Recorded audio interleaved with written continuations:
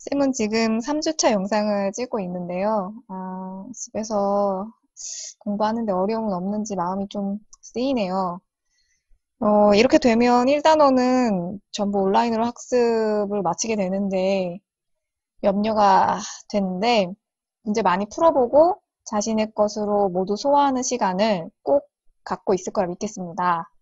어, 이제 우리 곧 만날 수 있겠죠?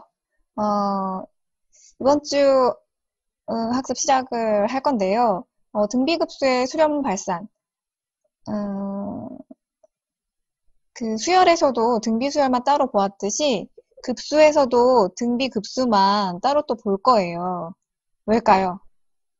그거는 그만큼 더 쓰이니까 라는 피셔를 돌리며 어, 그 등비급수는 수능에도 반드시 출제되는 내용이니까 천천히 우리가 잘 학습을 해봅시다. 자, 그럼 등비급수의 수렴과 발산 개념 설명 시작합니다. 자, 등비급수는 뭐냐? 일단은 등비수열을, 급수 개념은 똑같죠. 수열을 덧셈으로 연결한 식. 그러면 등비급수는 등비수열을 덧셈으로 연결한 식이겠죠. 그래서 A, AR, AR 제곱, 자, 이렇게 등비수열을 덧셈으로 연결한 이 식을 등비급수라고 하는 거죠. 자, 그러면 우리가 급수는, 계산을 어떻게 한다고 했냐면, 이제 일단 합을 구하고, 그 다음에 합의 극한을 구한다고 했죠. 자, 그러면 등비수열은 합이 공식이, 네, 있어요. 그래서 합 공식 써서 바로 합을 구하고, 그 다음에 이거의 극한값을 보면 되는 거죠. 그런데 우리가, 수렴과 발산을 미리 알면, 이렇게 합을 구하고 극한값을 계산하는 과정을, 굳이 다 할 필요가 없겠죠? 수렴할 때만 이 과정을 거치고, 수렴하지 않으면 계산할 필요가 없죠. 그냥 발산이니까.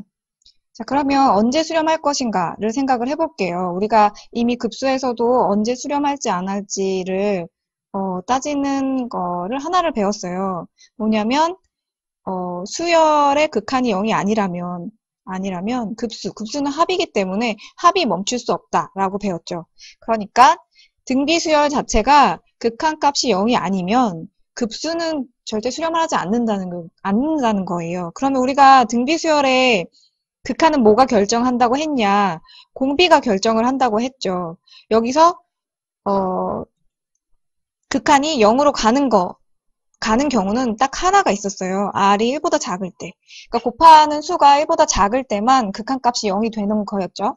하나 더 그러니까 그냥 수열은 R이 1일 때도 수렴을 하지만 그 급수일 경우에는 일씩 한없이 더하면 합은 멈추지 않겠죠. 그래서 급수가 수렴을 하려면 공비가 마이너스 1부터 1 사이에서만 수렴을 하겠구나 라는 생각을 우리가 할 수 있다는 거죠.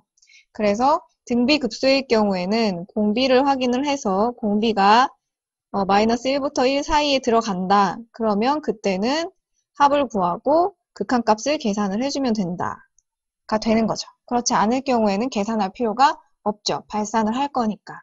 여기서 이제 다시 정리를 하면 등비급수는 수렴 조건이 R이 마이너스 1부터 1 사이. 전에 배웠던 그냥 수열은 수렴을 하는 조건이 어떻게 되냐면 1 포함해서 이렇게 있었다는 거에 차이가 있어요. 그래서 합이 멈추려면 무조건 극한이 0이어야 되니까 극한이 1인 얘는 급수에서는 빠지는 거죠.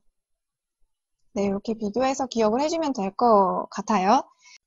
자, 그러면 이제 등비급수가 그냥 급수보다는 훨씬 심플한데 왜 심플한지를 한번 볼게요. 자, 우리가 지금 등비급수일 때는 언제 수렴을 하냐? R이 1부터 마이너스 1 사이에서 수렴을 한다 했어요. 그래서 공비를 체크를 해서 공비가 마이너스 1부터 1 사이에 들어온다. 그러면 원래는 합을 구하고 그 다음에 극한을 구하라 라고 했지만 어차피 등비수열이면 합은 다 이렇게 계산을 하겠죠. 그리고 R이 마이너스 1부터 1 사이면 이 합의 극한을 구해보면 R이 1보다 작아요. 그러면 n이 한없이 커지면 이건 0으로 가겠죠? 얘가 0으로 가면 결국 극한값이 얼마가 되냐면 1-R분의 A만 남겠죠. 자, 그러면 이렇게 생각을 해볼 수 있는 거죠. 이 등비급수를 보고, 이 등비급수는 수렴을 하겠네? 하면 바로 어떻게 계산하면 되냐면, 이 과정을 다 거치는 게 아니라 그냥 바로, R 있고 A 있으니까, 얘는 1-R분의 A겠구나. 이렇게 해서 계산을 끝낼 수 있다는 거죠. 네, 그래서 등비급수는 수렴하는지 수렴 조건을 잘 따져보시고요. 그래서 R이 1부터 1, -1부터 1 사이에 있으면 바로 1-R분의 A로 계산을 끝낼 수가 있다. 라는 거죠. 자, 그러면 우리가 이제 문제를 풀어보도록 할게요.